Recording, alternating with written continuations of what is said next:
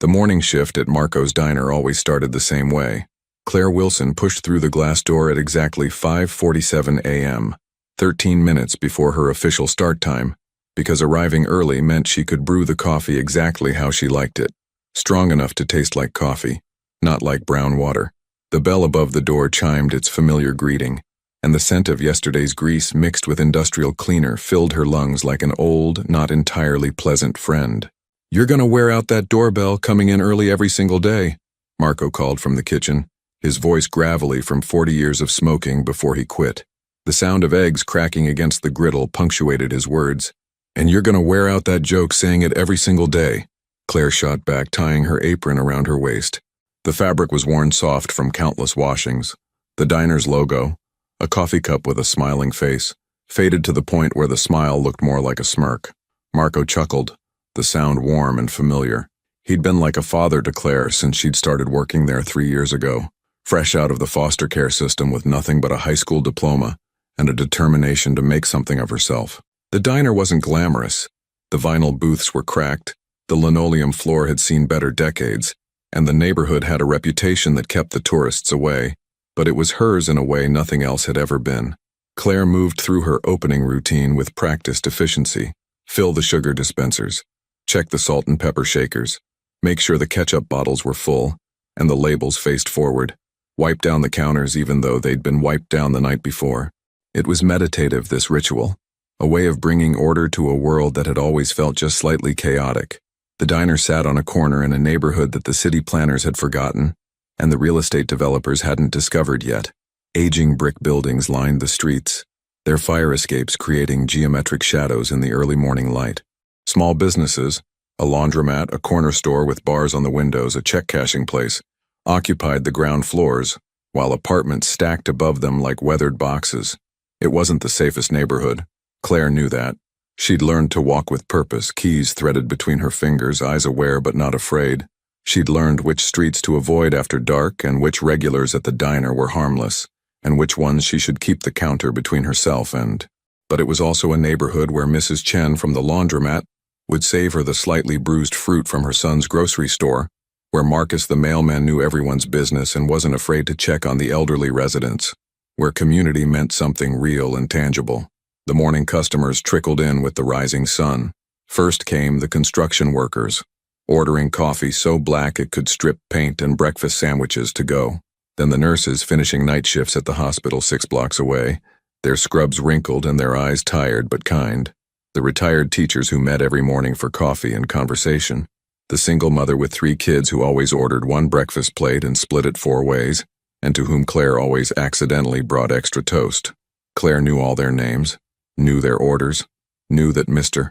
Patterson took his coffee with 2 sugars and 1 cream, that Denise the nurse was lactose intolerant but would occasionally risk it for a cheese omelet, that the construction crew always left exactly 15%, calculated to the penny. "You're too good at this job, kid," Marco had told her more than once. Too smart to be slinging hash forever. But Claire didn't mind. There was dignity in the work, in the small kindnesses she could offer. A warm smile to someone who looked like they needed it, an extra coffee refill, remembering that today was someone's birthday or that their kid had just started college. In a neighborhood where people often felt invisible, Claire saw them. By mid-morning, the rush had settled into a comfortable lull.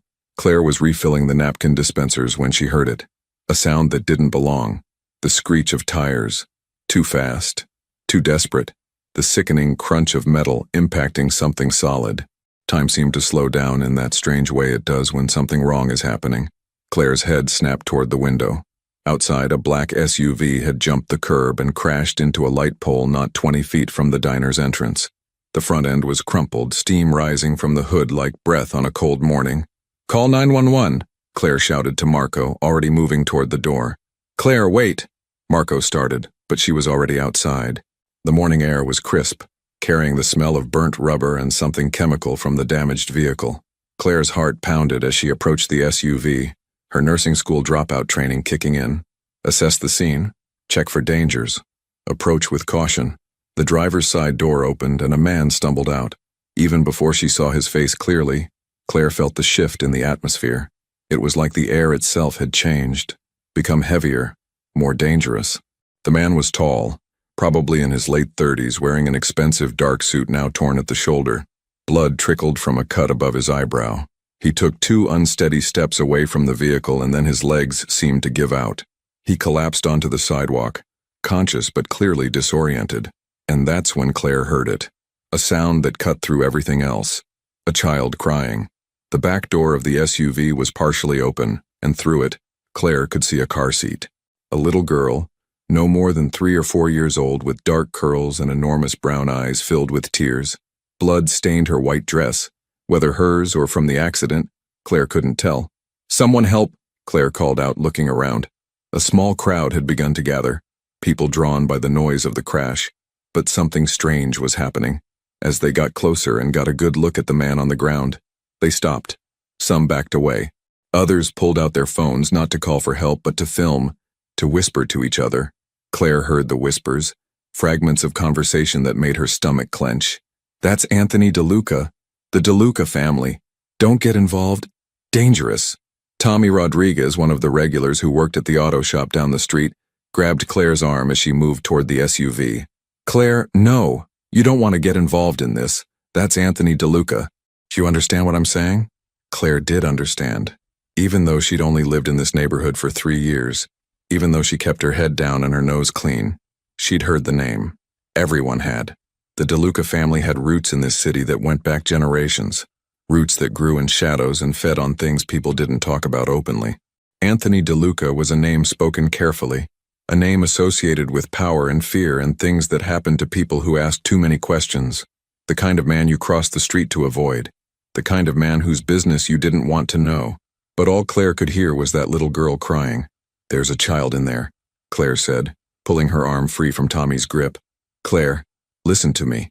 Tommy tried again, but Claire was already moving. She approached the SUV, her hands shaking but her steps steady.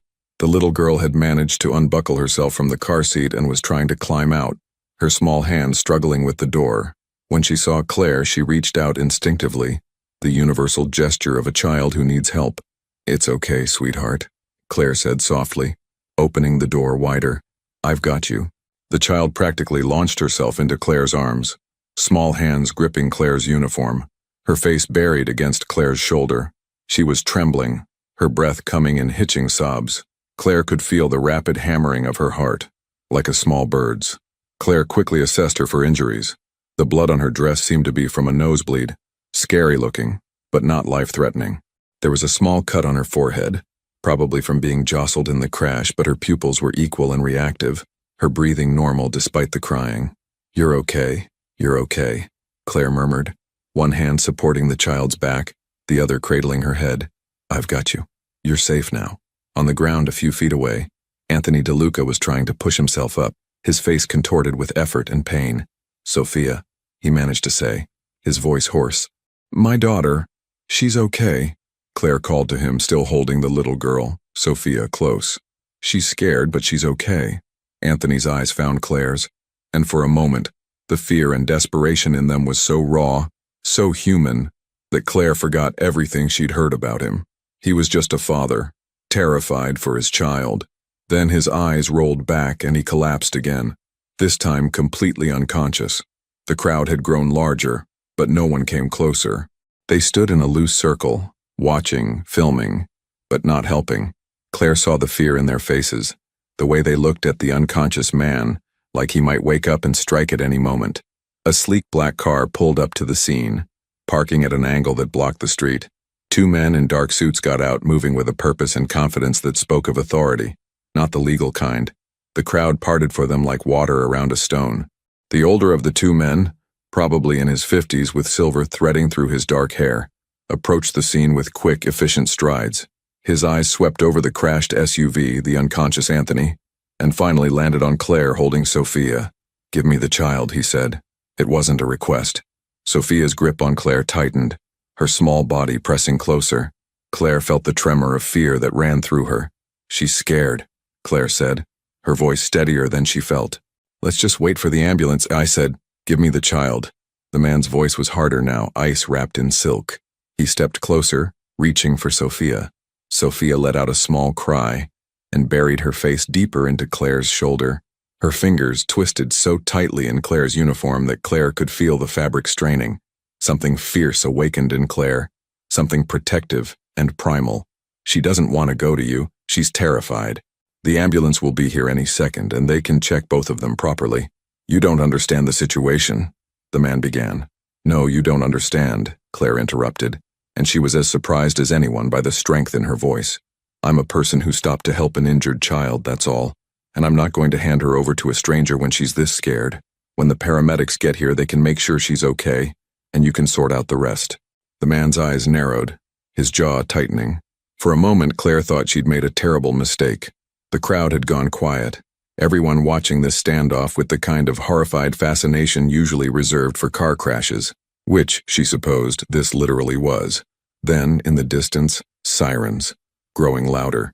The man's expression shifted, calculation replacing confrontation. He pulled out his phone and made a quick call, speaking in a low voice that Claire couldn't hear over Sophia's crying and the approaching sirens. The ambulance arrived first, followed closely by 2 police cars. The paramedics, a woman named Jess, whom Claire recognized from the diner, and her partner Marcus, jumped out with practiced efficiency. Claire? Jess said, surprised. What happened? Car crash, Claire explained quickly, stepping back to give them room to work. The driver's unconscious, was disoriented before he passed out. The little girl seems okay, mostly scared, but she might have hit her head. Her nose was bleeding, but it stopped. Jess nodded, moving to check on Anthony while Marcus approached Claire and Sophia. Hey there, sweetheart, Marcus said gently, his voice trained in the art of calming frightened children. My name's Marcus. Can you tell me your name? Sophia peeked out from Claire's shoulder but didn't speak, her eyes wide and uncertain. Her name's Sophia, Claire supplied. She's scared. She won't let me put her down. That's okay, Marcus said. Sophia, I just need to check and make sure you're not hurt anywhere, okay? You can stay right there with... He looked at Claire questioningly. Claire, you can stay right there with Claire. I'm just going to look at you really quick, okay? Over the next few minutes, Marcus did a gentle but thorough assessment, while Sophia remained in Claire's arms. A small cut on the forehead that would need cleaning but not stitches. No signs of concussion. The nosebleed had indeed stopped. Probably some bruising that would show up later, but overall, remarkably unharmed. She should still go to the hospital to get checked out properly, Marcus said. You did good, keeping her calm. Jess and her team were loading Anthony onto a stretcher. He was still unconscious, an oxygen mask now over his face. The sight seemed to distress Sophia even more. Daddy, she whimpered, reaching toward him. Your daddy's going to be okay, Claire said, though she had no way of knowing if that was true. These people are going to help him. They're very good at helping people. The man in the suit, Claire heard someone call him Vincent, was speaking intently with the police officers, gesturing toward the SUV, toward Anthony, his posture suggesting authority even in conversation with the law. Miss, we're going to need to take the child to the hospital as well, one of the police officers said to Claire. Are you family? No, I work at the diner over there. I heard the crash and came to help. We're going to need a statement from you. Did you see what happened? I heard the crash and came outside, that's all. The man, Mr. DeLuca, he was conscious at first, tried to get up, but then he passed out. I got the little girl out of the car seat because she was crying and scared. Vincent had finished with the other officers and now approached Claire and the police officer. The child will be accompanied by family, he said firmly. I work for Mr. DeLuca. I can provide all necessary information at the hospital. The police officer looked uncertain, caught between Vincent's certainty and the unusual nature of the situation. And you are? Vincent Moretti. I'm Mr. DeLuca's chief of security. He produced identification, business cards, documents that Claire couldn't see but that seemed to satisfy the officer's immediate questions. The child seems pretty attached to this young woman, the officer observed. Indeed, Sophia had locked her arms around Claire's neck and showed no signs of letting go. That's temporary. The trauma of the accident, Vincent said dismissively. Once we're at the hospital and she's had a chance to calm down. No! Sophia's voice was small but fierce, the first word Claire had heard her speak. Stay with Claire. Want Claire. Everyone paused, looking at this tiny girl who had found her voice in defense of the stranger who'd held her. Jess approached the group, having secured Anthony in the ambulance. Look, I don't know the family situation here, but that little girl is terrified and the only person she'll let near her is Claire. Medically speaking, it would be better for her to have a familiar, calming presence during transport and initial examination. Less stress, less chance of overlooking an injury because she's too upset to cooperate. Vincent looked like he wanted to argue, but another glance at Sophia's determined face seemed to give him pause. He pulled out his phone again, stepped away, made another low-voiced call. When he returned, his expression was carefully neutral. "Fine. Miss Wilson, Claire Wilson. Miss Wilson, you'll accompany Sophia to the hospital, but understand," his eyes hardened, "you'll be under supervision the entire time. This is a family matter, and your involvement ends once the child is calm and checked by doctors." Claire wanted to argue, wanted to say that she didn't want to be involved in whatever this was, but Sophia's small hand was in hers now, trusting and terrified, and she couldn't bring herself to let go. "Okay," she agreed. As she climbed into the ambulance with Sophia, Claire caught a glimpse of Marco standing in the doorway of the diner, his face tight with worry. She gave him a small wave, trying to communicate that she was okay, that she'd be back soon. The ambulance doors closed with a decisive thunk. "You're doing good," Jess said quietly to Claire as the vehicle started moving, sirens wailing. "Kid needs someone right now, and you stepped up. That takes courage." Courage.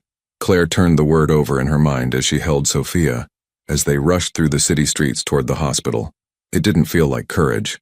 It felt like the only choice she could have made, the only one that wouldn't have left her awake at night wondering, what if? Sophia had stopped crying but still trembled occasionally, like aftershocks of fear. Claire found herself humming softly, a lullaby she'd heard once in one of her foster homes from one of the few foster mothers who'd been kind. She couldn't remember the words, but the melody had stuck with her. Sophia's breathing gradually evened out, her small body relaxing incrementally against Claire's.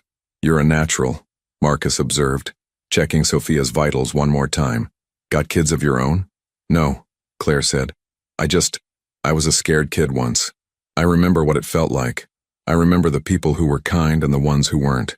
The hospital came into view, its tall buildings and emergency entrance lit up like a beacon. The ambulance pulled up to the bay, and suddenly everything was motion and controlled chaos again. Anthony was rushed away immediately, a team of doctors and nurses surrounding his stretcher. Claire heard fragments of medical terminology, urgent but professional voices calling out vitals and instructions. Sophia tried to follow her father, struggling in Claire's arms. "Daddy! Want Daddy!" "I know, sweetheart, I know," Claire soothed. "But the doctors need to help him right now. They need space to work. You'll see him soon, okay? I promise." It was a promise Claire had no authority to make, but it felt necessary. A pediatric nurse approached, her smile warm and practiced. "Hi there. My name is Sarah. And who do we have here?" "This is Sophia," Claire said. "She was in a car accident. The paramedics checked her out, but we want to be extra sure she's okay," Sarah finished. "Of course. Sophia, can you come with me? We have a special room with toys and—" Sophia's grip tightened on Claire. "No, stay with Claire." Sarah's eyes met Claire's, a question in them. "I'm not family," Claire explained. I was there when it happened. She won't let me go." "Well then," Sarah said practically, "you'll just have to come with us, won't you? Come on, both of you. Let's get you into an exam room." The examination room was decorated with cheerful murals of cartoon animals, clearly designed to make children feel less afraid. Sarah was gentle and efficient, talking Sophia through each step of the examination. Claire helped distract the little girl, making silly faces, playing peekaboo, anything to keep her calm and cooperative. Vincent appeared in the doorway about 20 minutes into the examination, his presence filling the small room with an uncomfortable tension. With him was a woman in her 60s, well-dressed, her face lined with worry. "How is she?" the woman asked, moving toward the exam table. Sophia looked at her but didn't reach out, instead pressing closer to Claire. "Physically, she appears to be fine," Sarah said. "Minor abrasions, no signs of concussion or internal injuries. We'll want to keep her for observation for a few hours just to be safe, but I don't see anything concerning." "Thank God," the woman breathed. "Sophia, sweetheart, it's Nonna. You remember Nonna, don't you?" Sophia nodded but didn't leave Claire's lap. Vincent stepped forward. "Miss Wilson, thank you for your assistance. We can take it from here." Claire looked down at Sophia, whose small hand had found Claire's and was holding on tight. "I don't think—" "Sophia needs to be with family now," Vincent said, his tone leaving no room for argument. "You've done what you could. It's time for you to go." "But she's—" Claire started. "Vincent," The older woman's voice was quiet but carried authority. Look at her. She's terrified. Let's not make this harder than it needs to be. Vincent's jaw clenched, but he nodded once, shortly. What's your name, dear? The woman asked Claire. Claire Wilson, ma'am. I'm Isabella DeLuca, Anthony's mother, and I can't thank you enough for what you've done today. Her eyes were kind, genuinely grateful, but there was something else in them too. A wariness, a calculation. But Vincent is right. This is a family matter and you've already gone above and beyond. A nurse appeared in the doorway. Mrs. DeLuca, your son is awake. He's asking for his daughter. Relief washed over Isabella's face. Oh, thank God. Can we? He's stable, but he needs to rest. You can see him briefly. The little one too, if she's ready. Sophia's head snapped up at that. Daddy's okay? Your daddy's okay, the nurse confirmed with a smile. Would you like to see him? For the first time since the accident, Sophia's face lit up. She scrambled off Claire's lap, suddenly willing to let go, her entire focus on seeing her father. Isabella reached for Sophia's hand, and this time, Sophia took it. But as they reached the doorway, the little girl stopped, turned back to Claire. Thank you, Claire, she said, her voice small but clear. Claire felt her throat tighten. You're welcome, sweetheart. You be brave, okay? Sophia nodded solemnly, then allowed herself to be led away. Claire sat alone in the examination room, the sudden absence of Sophia's weight in her arms feeling strange, hollow. Sarah was writing notes in a chart, but she glanced up at Claire with a knowing smile. You okay? Yeah, Claire said, though she wasn't entirely sure. Yeah, I think so. That was really kind what you did. Most people would have walked away. Most people did walk away, Claire pointed out. But not you. Sarah finished her notes. The police are going to want to talk to you before you leave. Get your statement about the accident, and... She hesitated. Just be careful, okay? The DeLuca name carries a lot of weight around here. Not all of it good. Claire nodded, understanding the warning even if she didn't fully grasp the implications. The police interview was brief. Claire told them what she'd seen, which wasn't much. The crash had already happened when she came outside. She'd helped the child because the child needed help. No, she didn't see any other vehicles involved. No, she didn't know the DeLuca family. No, she had no information about what might have caused the accident. The officer taking her statement seemed satisfied, gave her a card with a case number in case she remembered anything else, and told her she was free to go. Claire stood outside the hospital, the morning sun now high in the sky. She'd been gone from the diner for hours. Her shift was long over. She pulled out her phone to call Marco, let him know she was okay when she heard her name. Miss Wilson. Vincent approached, his expression unreadable. Mr. DeLuca would like to speak with you. Claire's first instinct was to refuse, to say she'd done what she came to do and it was time to go back to her normal life. But something, curiosity maybe, or a sense that this story wasn't quite finished, made her nod. Okay. Vincent led her through the hospital corridors to a private room on the 4th floor. 2 men in suits stood outside the door, their postures alert. They stepped aside at Vincent's approach, and he opened the door, gesturing for Claire to enter. The room was private, expensive looking. Anthony DeLuca lay in the hospital bed, looking pale and tired but alert. Sophia was curled up beside him, her head on his chest, finally peaceful. Isabella sat in a chair nearby. Anthony's eyes found Claire's as she entered, and she saw something in them. Gratitude, yes, but also assessment. He was studying her, trying to understand who she was and why she'd done what she'd done. Miss Wilson, he said, his voice rough but steady. Please sit. Claire remained standing. I'm glad you're okay, Mr. DeLuca, and I'm glad Sophia is okay, but I should really get going. You saved my daughter's life today, Anthony interrupted. The paramedics saved. You kept her calm. You kept her safe. When everyone else was too afraid to come near us, you put yourself at risk to help a child you didn't know. He paused, his hand gently stroking Sophia's hair. Why? It was a simple question with a complicated answer. Claire thought about her own childhood, about being scared and alone, about the strangers who'd helped her, and the ones who'd looked away. Because she needed help, Claire said simply. That's all. Anthony studied her for a long moment. Most people in this neighborhood know who I am, know what that means, and they stay away, but you didn't. I saw a little girl who was hurt and scared, that's what I saw. Something shifted in Anthony's expression, something that might have been respect. I owe you a debt, Miss Wilson. You don't owe me anything. I'm just glad everyone's okay. Claire moved toward the door. I should really... Claire? Sophia's sleepy voice stopped her. The little girl had opened her eyes and was looking at her. You'll come back? The question hung in the air, innocent and hopeful, completely unaware of the complications it carried. Claire looked at this child who'd trusted her, at this man whose reputation should have terrified her, at the impossible situation she'd somehow stumbled into. Claire started, not knowing how to answer, not knowing what was the right thing to say. Vincent appeared in the doorway. Miss Wilson's statement to the police is complete. There's no reason for her to be involved further. He was right. This wasn't her world, wasn't her family, wasn't her problem. She'd done the good deed, the kind thing. Now it was time to go back to her life, to the safety of the familiar, to a world where she understood the rules. But Sophia's eyes were still on her, hopeful and trusting, and Claire found she couldn't quite make herself say goodbye. Maybe, Claire heard herself say, maybe I could visit, just to make sure you're doing okay. Sophia's face lit up and even Anthony looked surprised.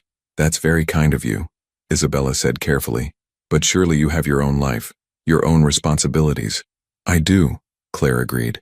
But I could visit, just for a little while, if that would be okay. Anthony and Isabella exchanged a look that Claire couldn't quite read. Finally, Anthony nodded. If you'd like to visit, you'd be welcome, he said. Sophia clearly feels safe with you. And he paused, choosing his words carefully. Given the circumstances, it might actually be helpful to have someone Sophia trusts nearby, just until things settle down. There was weight to those words.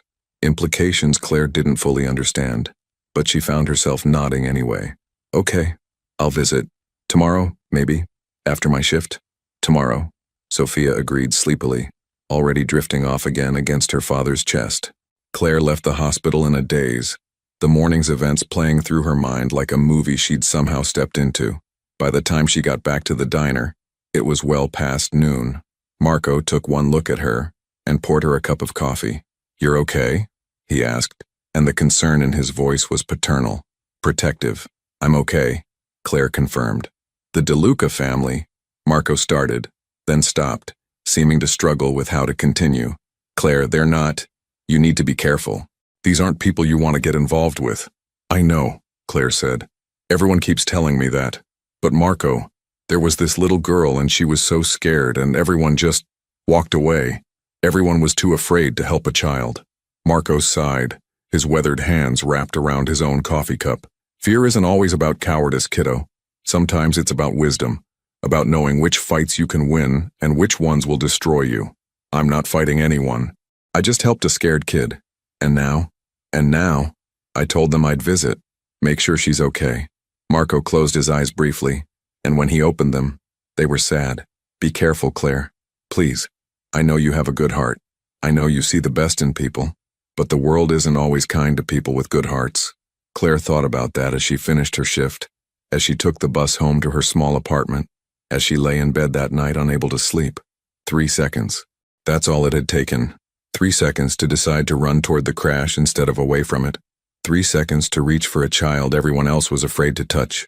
3 seconds that had somehow changed the trajectory of her entire life. She thought about Sophia's small hand in hers, about the trust in those big brown eyes, about a man who was supposed to be a monster looking at his daughter with such pure love that it had made him completely human. Claire didn't know what tomorrow would bring, didn't know what she'd walked into or what the consequences might be. All she knew was that she'd made a choice, the only choice she could have made, and still lived with herself. And somewhere across the city, in a private hospital room, a little girl slept peacefully for the first time since the accident, knowing that the kind lady named Claire would come back tomorrow, just like she promised. Some decisions take years to make. Others take just 3 seconds, and sometimes those 3 seconds change everything. Claire didn't sleep well that night. Every time she closed her eyes, she saw the crash replaying in her mind, the crumpled metal, Sophia's frightened face, Anthony DeLuca's eyes filled with desperation before he lost consciousness. She kept waking up, checking her phone for the time, counting the hours until her shift would end, and she could keep her promise to visit. The morning shift at Marco's diner felt surreal. Everything was exactly the same cracked vinyl booths, the same regulars ordering the same breakfasts, the same smell of coffee and toast. But Claire felt fundamentally different, like she'd crossed some invisible threshold and couldn't quite find her way back. You look tired, Marco observed, sliding a plate of scrambled eggs across the counter to her during a quiet moment. Eat something. You didn't touch your dinner last night either. Claire picked at the eggs obediently. I'm fine, just didn't sleep great. Still thinking about yesterday? Yeah. Marco was quiet for a moment, wiping down the already clean counter in that way he did when he was thinking. You know, when I was younger, I had a chance to get involved with people like the DeLucas. My brother, he went that route. Thought it was glamorous, thought it was power. He paused, his hands stilling. He died when he was 32, left behind a wife and 2 kids who grew up without a father. Claire looked up at him, seeing the old pain in his eyes. Marco, I'm not getting involved in anything. I'm just checking on a little girl who was in a scary accident. That's all. That's how it starts, Marco said gently. That's always how it starts. With good intentions and helping someone who needs it. But their world, it has gravity, Claire. It pulls you in, and before you know it, you can't remember how to get out. I'll be careful, Claire promised, though she wasn't entirely sure what being careful meant in this context. The day crawled by with agonizing slowness. Every time the bell above the door chimed, Claire's head snapped up, half expecting to see Vincent or one of Anthony's other associates. But it was always just the regular customers, the familiar faces that made up the rhythm of her days.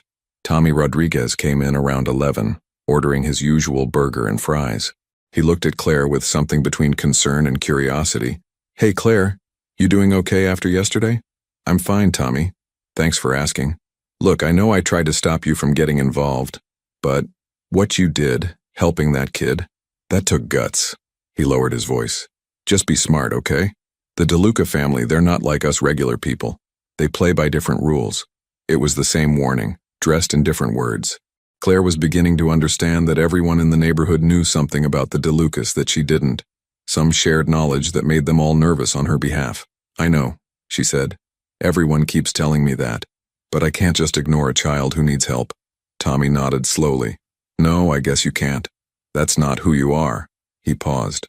But promise me something. If things get weird, if you feel uncomfortable or unsafe, you get out. Don't let loyalty or guilt keep you in a bad situation. I promise, Claire said, and meant it. Her shift finally ended at 3 o'clock. Claire changed out of her uniform in the diner's tiny bathroom, putting on jeans and a simple blue sweater. She studied herself in the mirror, 23 years old with brown hair pulled back in a ponytail, hazel eyes that her third foster mother had once called too trusting, and a face that she'd always considered unremarkable. She didn't look like someone who should be walking into the complicated world of people like the DeLucas, but she'd made a promise to a scared little girl, and Claire had learned young that promises were sacred, especially to children who'd had too many broken. The hospital was a 20-minute bus ride from the diner. Claire watched the neighborhood transform as they traveled, from the worn working-class blocks she knew to areas with newer buildings, more trees, people in business suits instead of work uniforms. It was all still the same city, but it might as well have been different worlds. She stopped at the hospital gift shop debating. Finally, she settled on a small stuffed bunny, soft and white with floppy ears. It was simple, nothing extravagant, but it seemed like something a scared little girl might want to hold on to.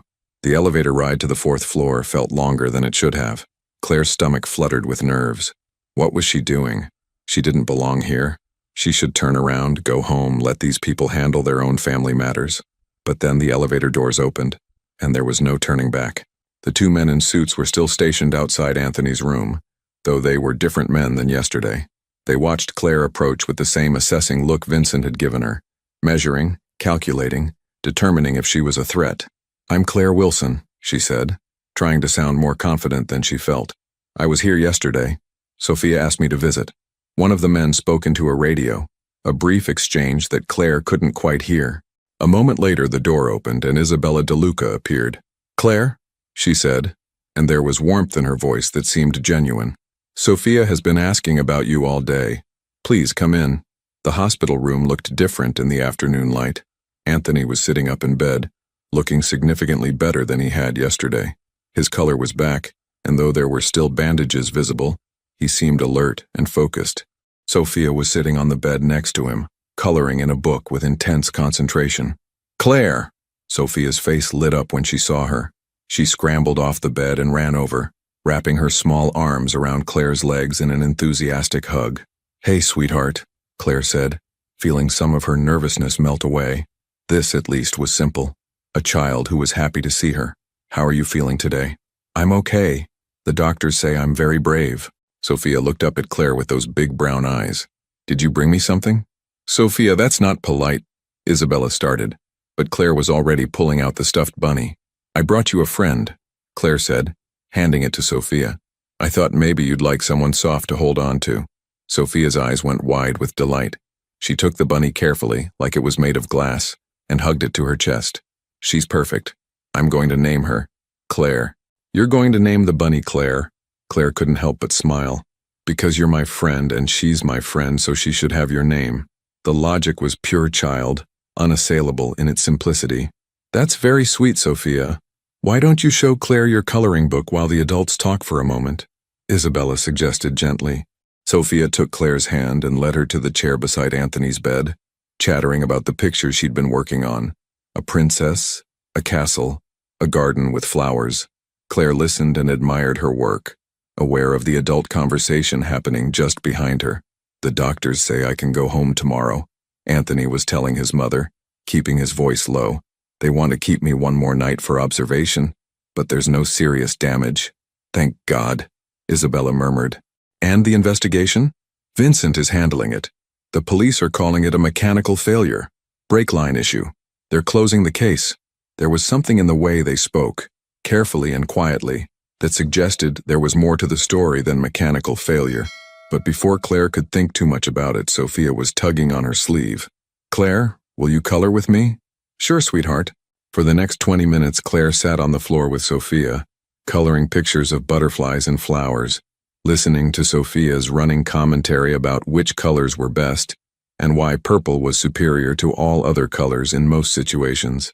It was peaceful, normal, a pocket of childhood innocence in this strange situation. Isabella brought them juice boxes, apple for Sophia, cranberry for Claire, and sat nearby, watching with a soft expression. You're very good with her, Isabella observed. She's easy to be good with, Claire replied. She's a sweet kid. She is. She's the light of Anthony's life. After her mother, Isabella trailed off, sadness crossing her features. Well, she's everything to him.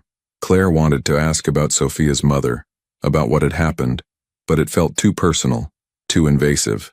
Instead, she just nodded and went back to coloring. A knock at the door interrupted the peaceful moment. Vincent entered, carrying a tablet and wearing his characteristic serious expression. He nodded to Isabella, glanced at Anthony, and his eyes paused on Claire with what might have been surprise. Miss Wilson, I didn't expect to see you here. I promised Sophia I'd visit, Claire said simply. Vincent's expression was unreadable. Mr. DeLuca, we need to discuss security arrangements for when you return home. Can it wait? Anthony asked, his eyes on his daughter. Unfortunately, no. The situation requires immediate attention. Anthony sighed, then looked at Claire. Would you mind staying with Sophia for a few minutes? We need to have a private conversation. Of course, Claire agreed, though the request made her nervous. What kind of security situation required such urgency? Isabella, Anthony, and Vincent moved to the far corner of the room, speaking in voices too low for Claire to hear. Sophia, oblivious to the adult concerns, continued coloring happily, now working on a picture of what she said was her house.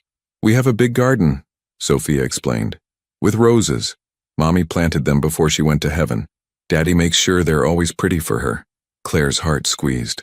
That's beautiful, Sophia. Your mommy would love that. Do you have a mommy, Claire? It was an innocent question, but it landed with unexpected weight.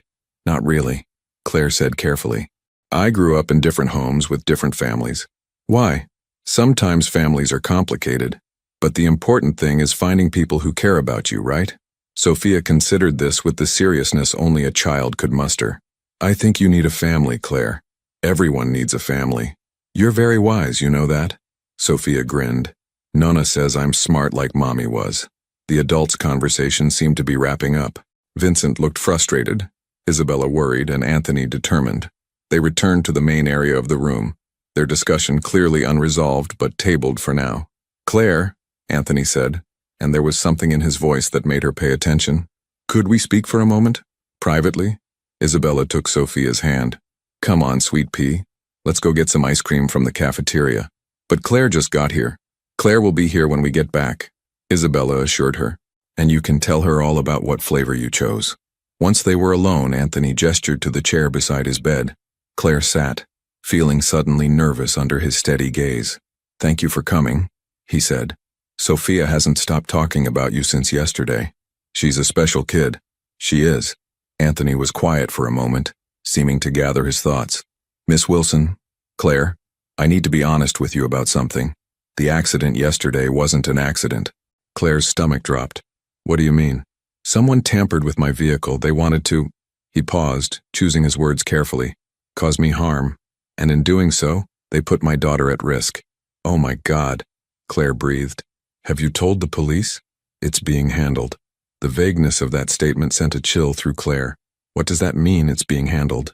Anthony studied her, and she could see him making calculations, deciding how much to tell her. It means that the people responsible will face consequences, and measures are being taken to ensure nothing like this happens again. You need to go to the police. Claire, his voice was gentle but firm. The police can't help with this. Not really. This is complicated. Claire stood up, suddenly needing distance. I don't understand. Someone tried to hurt you and your daughter, and you're not going to the authorities. I have certain business complications, relationships and obligations that make my situation unique. Business complications, Claire repeated, and suddenly all the warnings from Marco, from Tommy, from everyone who'd told her to stay away made terrible sense. You mean illegal business? Anthony didn't flinch from her directness. I mean business that exists in gray areas, that operates under different rules than what you're used to. I don't want to know about this, Claire said, backing toward the door. I came to check on Sophia, that's all. I shouldn't be here, I shouldn't know any of this. You're right, Anthony said, surprising her. You shouldn't, and I'm sorry for putting you in this position.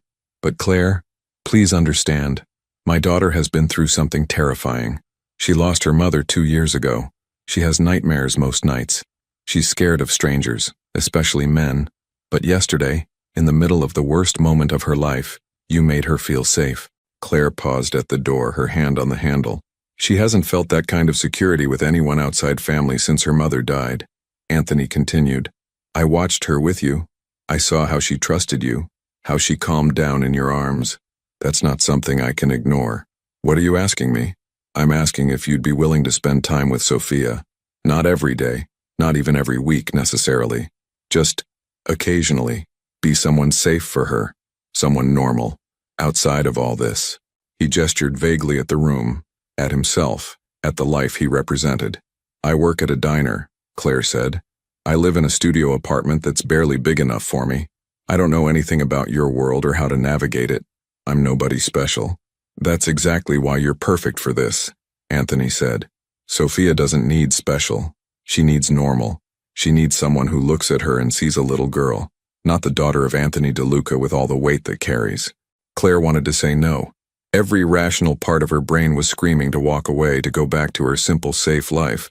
But she thought about Sophia's small hand in hers, about the trust in those big brown eyes.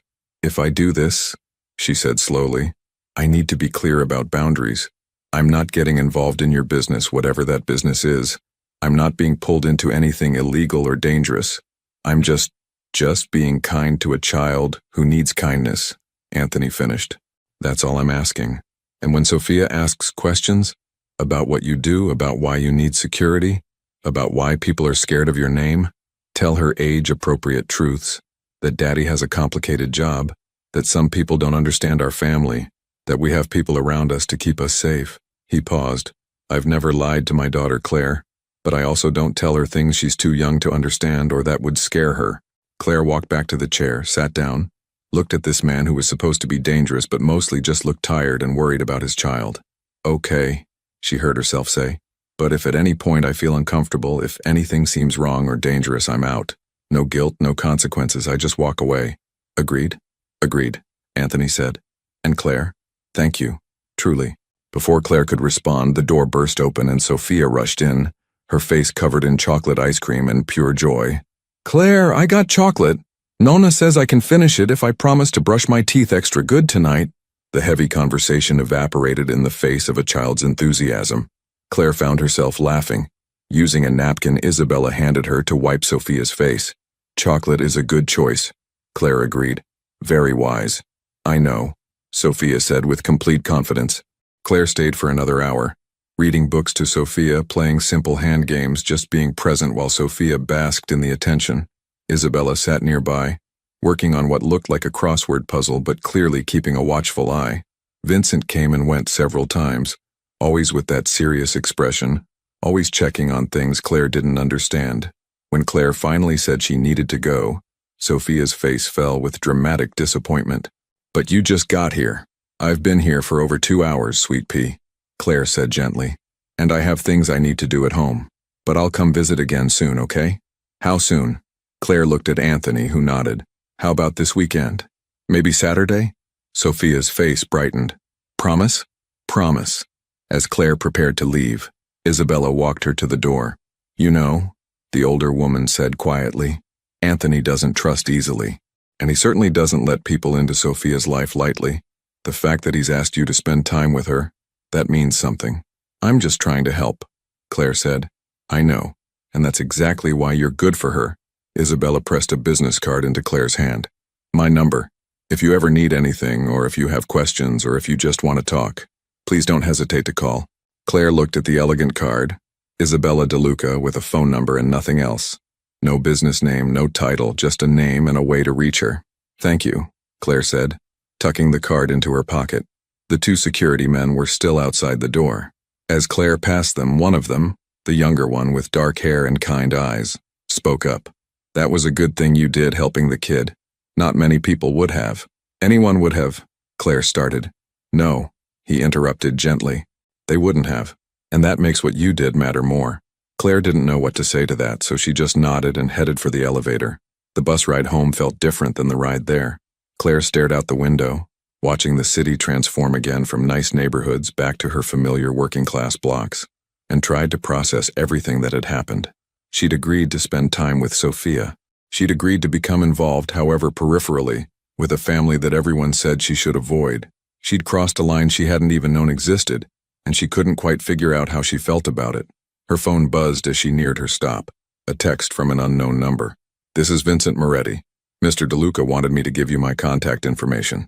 If you need anything related to visiting Sophia, transportation, scheduling, security clearance at the house, please don't hesitate to call.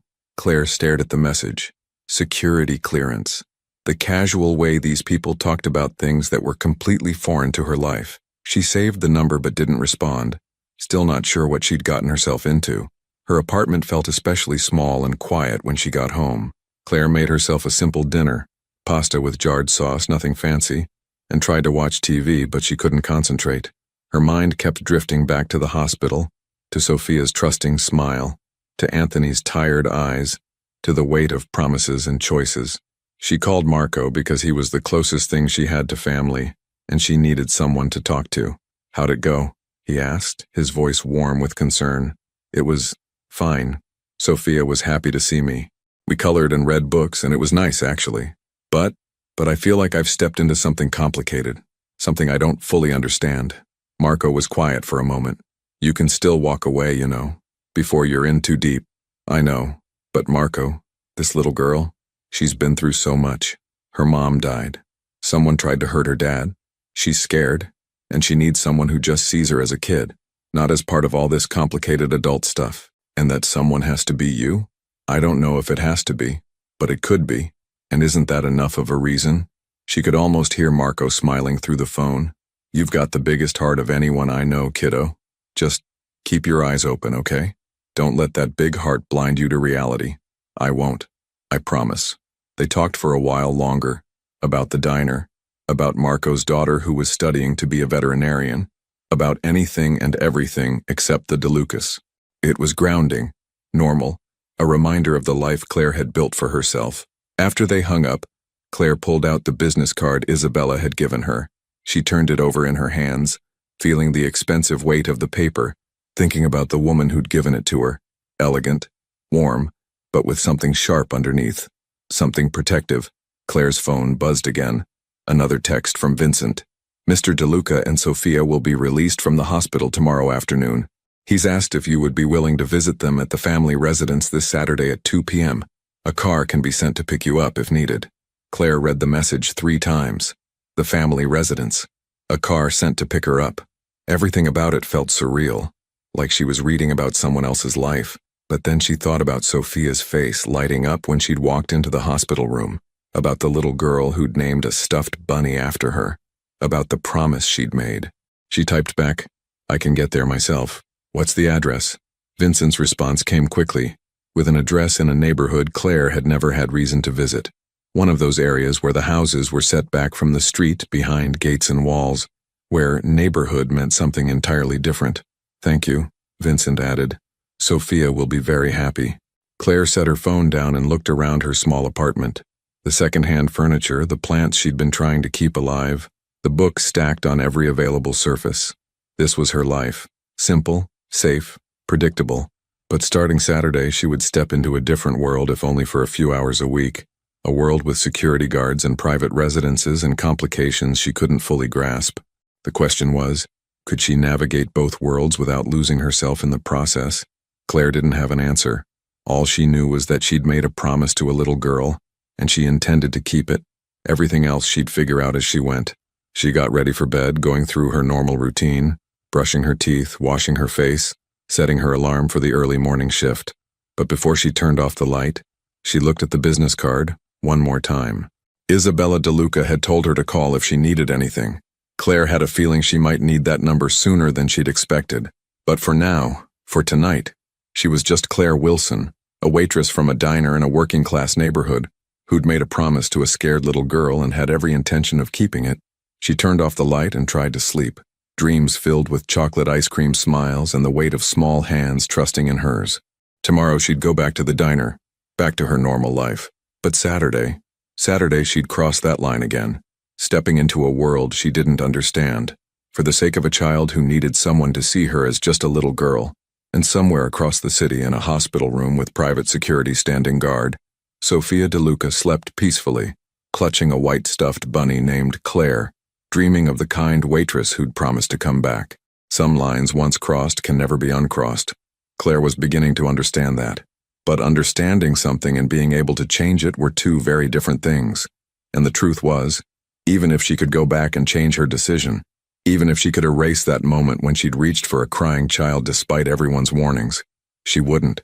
Because some things, some people, were worth the risk, even if you didn't fully understand what you were risking yet. Saturday arrived with autumn sunshine that made the city look almost gentle. Claire changed her outfit 3 times before settling on dark jeans and a simple green sweater, nice enough to be respectful, casual enough to play with a 4-year-old. She studied her reflection one last time, took a deep breath and headed out.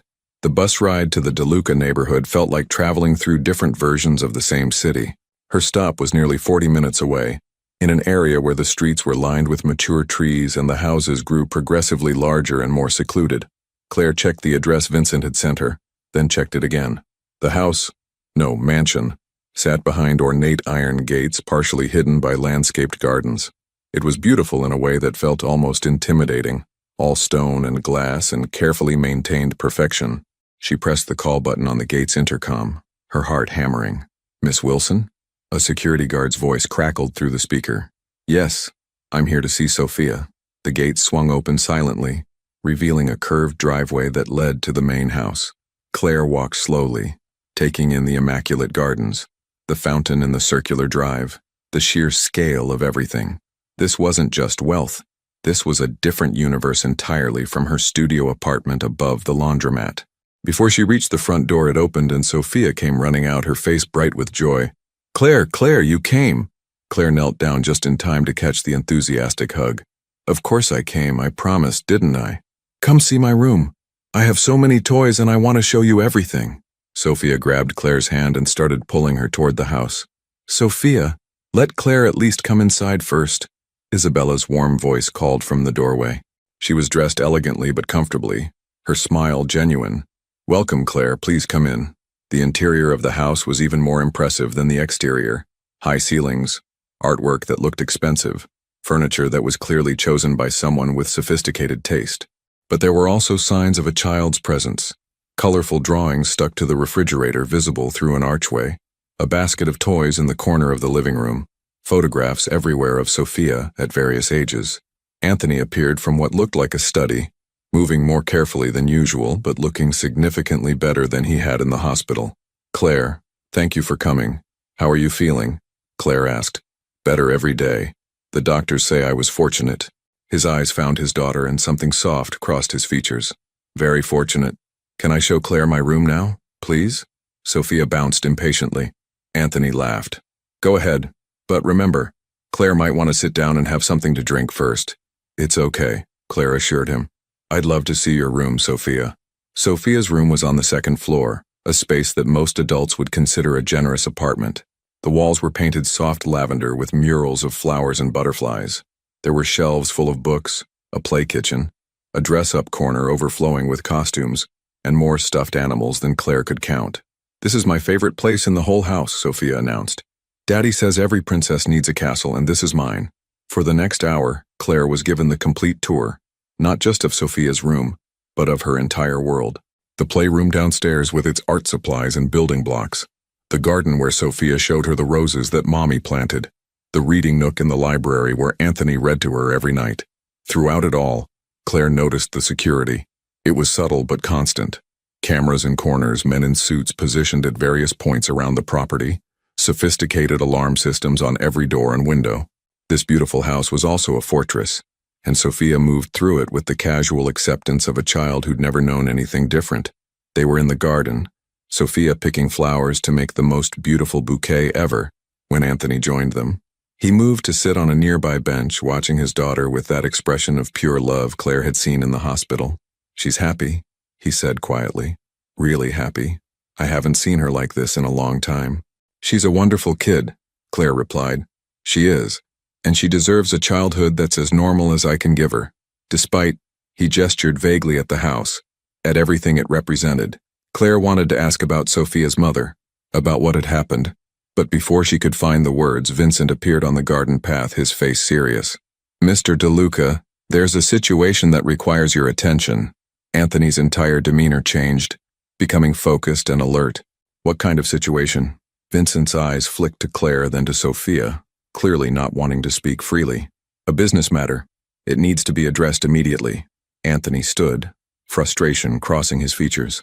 "I'll be right there." He looked at Claire apologetically. "I'm sorry. I need to take care of something. Would you mind staying with Sophia for a bit?" "Of course," Claire said, though unease prickled at her. What kind of business matter required such urgency on a Saturday afternoon?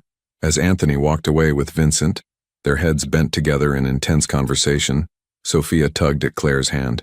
"Adults always have boring business to do," she said with a child's wisdom. "But we can have fun anyway. Want to have a tea party?" "I would love to have a tea party." They set up in the gazebo, a structure Claire hadn't even noticed before, tucked into a corner of the garden. Sophia had a complete tea set, child-sized but surprisingly detailed, and she took the ritual very seriously. "You have to hold your pinky up," Sophia instructed. "That's how fancy ladies drink tea." Claire dutifully held her pinky up, making Sophia giggle. As they played, Isabella joined them, settling into one of the small chairs with surprising grace despite its size. "May I join your tea party?" "Of course, Nona. You can sit next to Claire." For a while it was peaceful. 3 people of different generations, sharing imaginary tea and very real laughter. But Claire couldn't quite shake her awareness of the house behind them, of whatever urgent business was being discussed, of the guards she could see positioned around the property. "You're wondering about all of this," Isabella said softly, reading Claire's expression. She said something in Italian to Sophia, who happily went to pick more flowers, giving the adults a moment of privacy. "It's not my business," Claire said, "but you're curious, and probably a little frightened." Isabella's eyes were kind but knowing. "That's smart. Fear keeps us careful." "I don't understand this world," Claire admitted. "Where I come from, people work regular jobs, pay rent, worry about normal things. This," she looked around at the estate, at the security, at the life the DeLucas lived. "This is like something from a movie. It has its costs," Isabella said quietly. "The beautiful house, the security, the walls we build around ourselves, they're not just for show. Anthony has made choices in his life, some good, some complicated, and those choices have consequences. For him, for Sophia, for all of us." "Then why?" Claire started, then stopped, unsure how to ask what she wanted to know. "Why does he continue?" Isabella finished. Because leaving isn't as simple as deciding to walk away. There are obligations, histories, people depending on him. But Claire, I want you to know something. She leaned forward, her voice intense. My son loves his daughter more than anything in this world. Everything he does, every choice he makes, it's with her future in mind.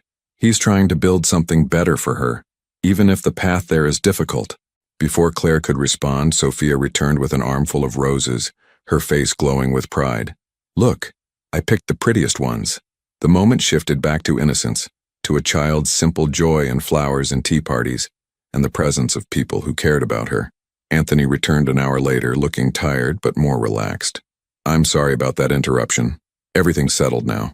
Claire didn't ask what had been settled. She was learning that in this world, some questions were better left unasked. As the afternoon stretched into evening, Isabella invited Claire to stay for dinner. The meal was informal, eaten in the kitchen rather than the formal dining room. Homemade pasta, salad from the garden, conversation that felt surprisingly normal despite the extraordinary setting. Sophia chattered throughout dinner, telling elaborate stories about her stuffed animals and their various adventures. Anthony listened with patient attention, asking questions, encouraging her imagination. It was such a normal scene, a father and daughter, sharing a meal, enjoying each other's company, that Claire almost forgot about the security guards outside, the complicated business matters, the warnings everyone had given her. Almost. When it was time for Claire to leave, Sophia insisted on walking her to the door, still clutching the stuffed bunny that bore Claire's name. You'll come back? Sophia asked, and there was vulnerability in the question that made Claire's heart ache. I'll come back, Claire promised. Maybe next weekend? Sophia's face lit up. Promise? Promise. As Vincent drove her home, she'd tried to insist on taking the bus, but Anthony had firmly overruled her. Claire stared out the window at the city passing by, thinking about everything she'd seen and learned. She was walking a tightrope between two worlds, and she still wasn't sure if she could keep her balance. But for Sophia's sake, she would try. 6 months had passed since that autumn day when Claire first walked through the gates of the DeLuca estate. 6 months of Saturday afternoons spent coloring and reading stories, of tea parties in the gazebo and walks through the garden. 6 months of watching Sophia blossom from a scared, quiet child into a confident, laughing little girl. Claire's life had found a strange new rhythm. Weekday mornings at Marco's diner, weekend afternoons with Sophia, and a growing understanding that sometimes families aren't born, they're chosen. It was a crisp spring morning when everything changed. Claire was wiping down tables at the diner when her phone rang. Isabella's name flashed on the screen, and Claire's stomach immediately tightened. Isabella never called during the week. Claire. Isabella's voice was strained. I need to tell you something, and I need you to stay calm. Claire's hand gripped the phone tighter. What's happened? Anthony has made a decision, a big one. He's agreed to cooperate with federal authorities to provide information about certain business operations. In exchange, we're entering witness protection. The words hit Claire like cold water. Witness protection? What does that mean? It means new identities, a new location, a fresh start. It means Anthony is finally doing what he should have done years ago, choosing his daughter's future over his past. Isabella paused. Claire, he wants to ask you something. Something important. What? Would you be willing to come with us? To be Sophia's guardian to help her transition to this new life. Anthony will maintain custody, but he needs someone Sophia trusts. Someone who represents safety and normalcy for her. Claire's mind reeled. Leave everything behind? Her job, her apartment, Marco, the life she'd built. I know it's asking too much, Isabella began. When? Claire interrupted. Soon, within the month. I know this is overwhelming. Can I think about it? Of course. Take whatever time you need, but Claire, I want you to know, you've already given Sophia something precious. You've shown her that kindness exists, that people can be trusted. Whatever you decide, that gift will stay with her forever. After the call ended, Claire sat in the empty diner, her thoughts spinning. Marco found her there an hour later, staring at nothing. Talk to me, kiddo, he said gently. Claire told him everything. About Anthony's decision, about witness protection, about the impossible choice she was facing. Marco was quiet for a long time. Then he said, What does your heart tell you? My heart says that little girl needs me, that she's been through so much loss already, and I can't be another person who walks away. Claire looked up at him with tears in her eyes. But my head says I'm crazy to even consider this. Sometimes the craziest decisions are the bravest ones, Marco said. And Claire, I've watched you with that kid. I've seen how you light up when you talk about her. You love her. I do, Claire whispered, the truth of it overwhelming. I really do. The decision, once acknowledged, became clear. Claire called Isabella that night. I'll do it. I'll come with you. The next 3 weeks were a blur of paperwork, meetings with federal agents, and quiet goodbyes. Claire gave Marco a month's notice, though he hugged her tight and told her he understood. She donated most of her belongings, keeping only what mattered: photos, a few books, memories packed carefully in boxes that would be shipped to wherever their new life would begin. The hardest part was explaining to Sophia. We're going on an adventure, Anthony told his daughter Claire sitting beside them. A big one. New house, new city, new school, and Claire is coming with us. Claire's coming? Sophia's face lit up. Forever? For as long as you need me, Claire promised, taking the little girl's hand.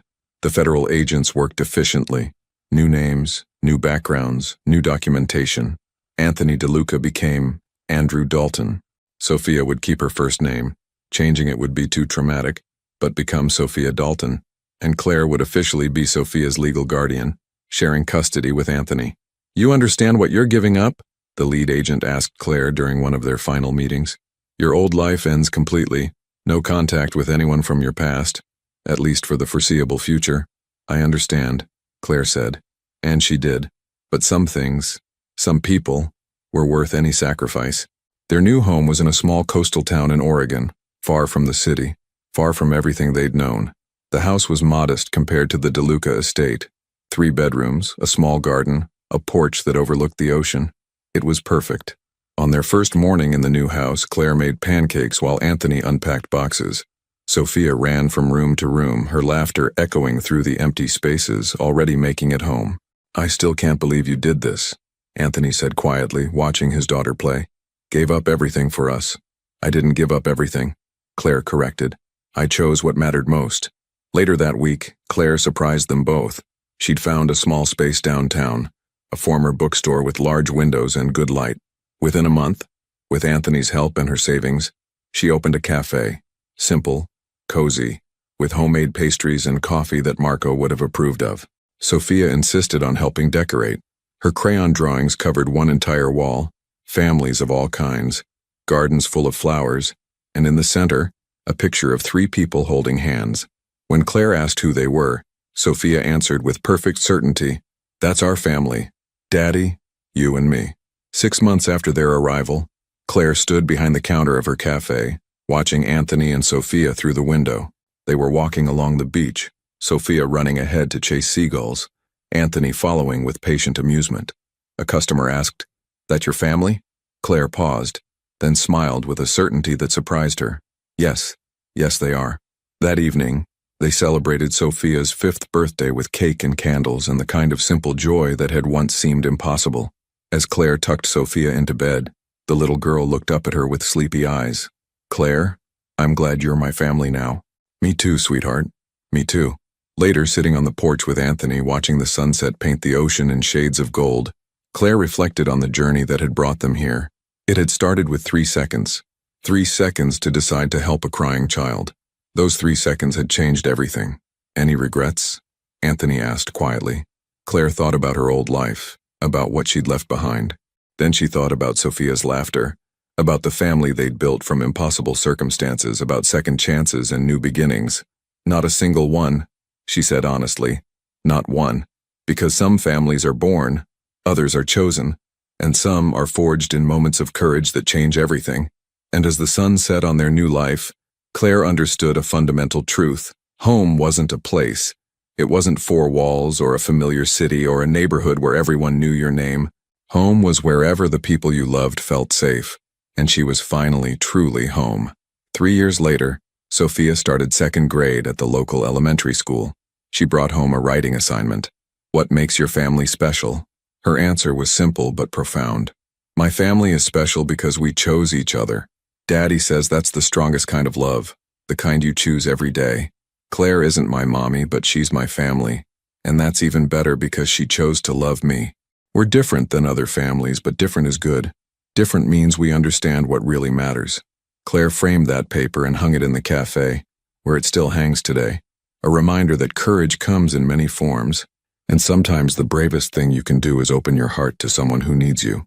And in that small coastal town, a former waitress, a reformed man seeking redemption, and a little girl who'd survived too much too young built something beautiful together, a real family, forged not in perfection, but in love, choice, and the courage to start again.